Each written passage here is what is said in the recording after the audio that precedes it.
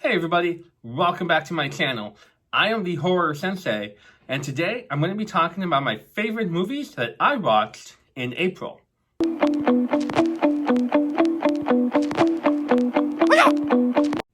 I'm going to be doing this video every month for you guys, going over my favorite first-time watches from the previous month. So, for the month of April, I watched 30 movies in total.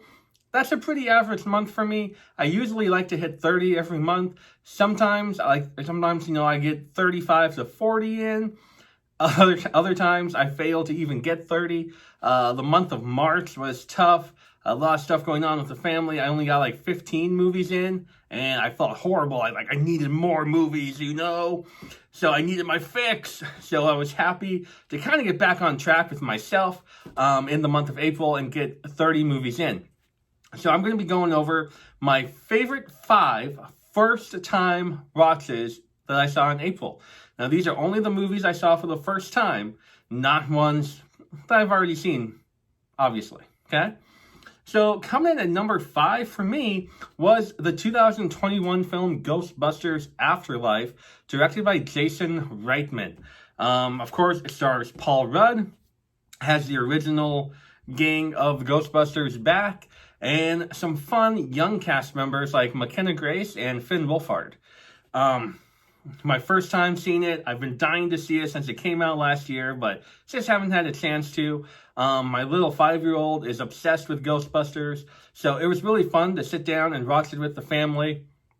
The little mini marshmallows were a giant hit with me and my 5-year-old. So just a lot of fun. I think it did well paying tribute to the original movies and kind of setting things up for the future. I know Ghostbusters, the sequel to this one, Ghostbusters 2, Ghostbusters Afterlife 2, whatever it's going to be called, just got announced at CinemaCon. So I'm happy, and I'm definitely going to be checking that out. And I should probably pick up Ghostbusters Afterlife on Blu-ray now since I've finally seen it. Coming in at number 4 for me is another one that came out last year that I hadn't had a chance to see yet. And I'm like, oh my goodness, I was dying to see this one.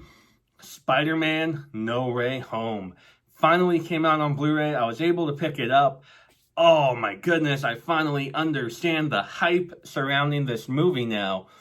Fantastic. It was touching to see the other Spider-Man, Tobey Maguire, and my personal favorite Spider-Man, Andrew Garfield, back. Tom Holland did a great job also, and it was great to see the villains come back also and kind of do something different in that regard. I think it's definitely setting things up for Doctor Strange coming out here in just a few days now. So I loved it. I'm a huge Marvel fan. I'm a huge DC fan. I'm a huge comic book fan. Those are my movies other than horror. So I loved Spider-Man No Way Home. Just like I thought I would. I knew going into it that I was going to be happy with it. Coming in at number 3 for me is the 2001 film The Pool. Now, this was introduced to me by my good friend, the HORRORPUNK. He has his own YouTube channel. Go and check him out at the HORRORPUNK Collection. And we had a little movie night. And he introduced me and my buddy Ibeck Joe to The Pool from 2001. Directed by somebody whose name I do not know how to pronounce. Sorry. But it's a really cool, early 2000s whodunit slasher movie that I can't believe I had never seen before. Because I loved this movie so much. And it stars a really, really young James McAvoy and Isla Fisher. So, I mean, come on.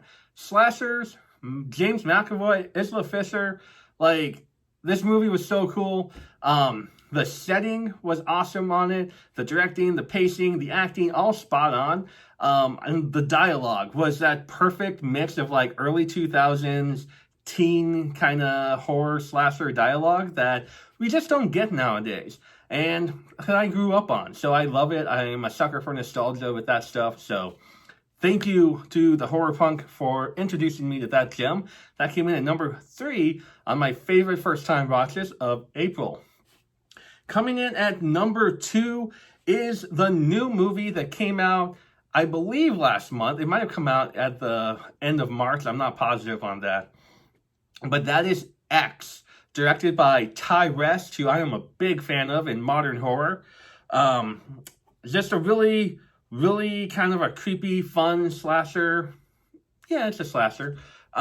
Starring Jenna Ortega, Brittany Snow, Mia Goth. Just an awesome cast on there. I'm a huge Jenna Ortega fan, so to see her in this kind of slasher after seeing her in Scream was really fun.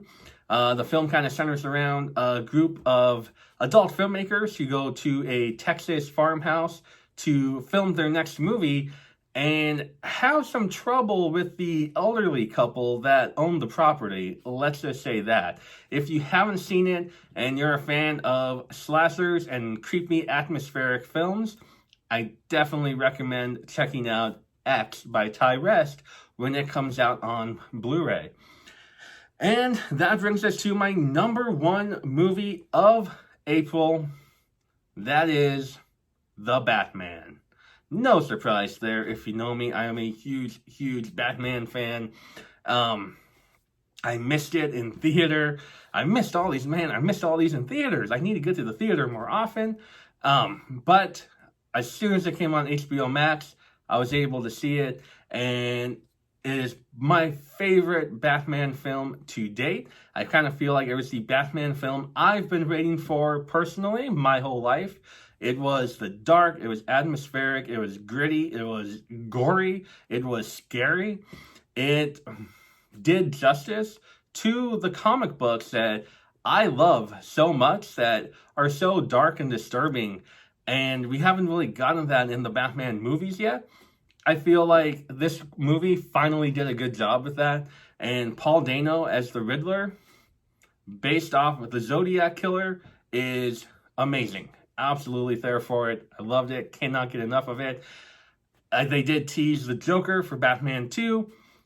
It's the Joker. Obviously, that would not be who my next villain would be for the movie. If you are interested in seeing my full reaction to the movie, you can go to my main YouTube channel with my bro Ibeck Joe. As Sons of Haddonfield, we just posted the Batman 2022 movie review. I will post a link to that video in the description below. So thank you so much for checking out the video. That's all, just my top 5 first-time watches for the month of April. I want to know what you saw for the first time last month, and what did you love? Let me know in the comments below what your favorite first-time watch for the month was, and let me know what you're excited to see coming out here in the near future. You're already here, go ahead and like and subscribe. Hit that bell to get notified every time I post a video. You can follow me over on Instagram at Horror Sensei. Like I mentioned earlier, you can follow me on Letterboxd at Husker Sensei. And you can follow me on Twitter at Haddonfield Sons. That is it for you guys for this video. Until next time, remember, try not to get French fried. Bye, everybody.